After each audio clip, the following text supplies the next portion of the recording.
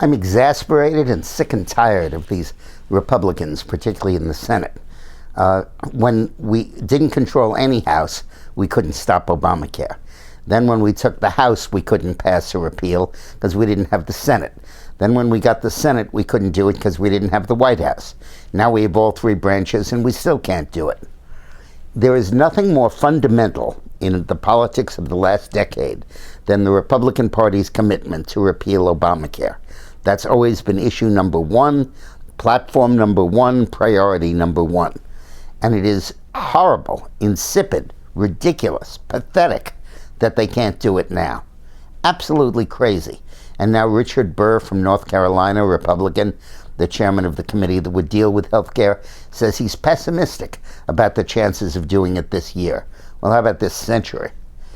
I think that what you ought to do is pick up the telephone and call your Republican United States Senator.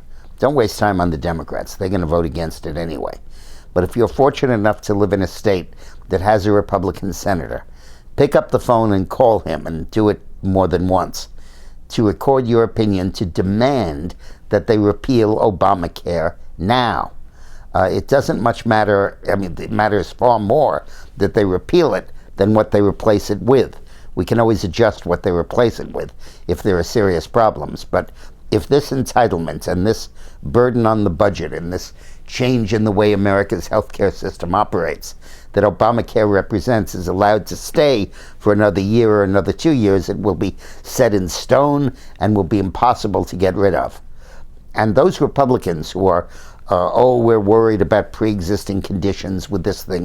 We can't cut Medicaid. Oh, my goodness, we have to worry about reducing the scope of Obamacare services, are going to be paralyzed and are going to paralyze this process. They ought to go.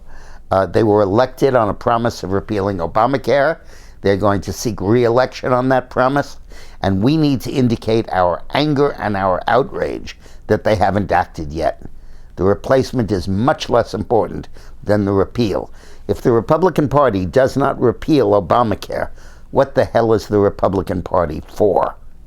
So the telephone number at the Congress is 202-224-3121.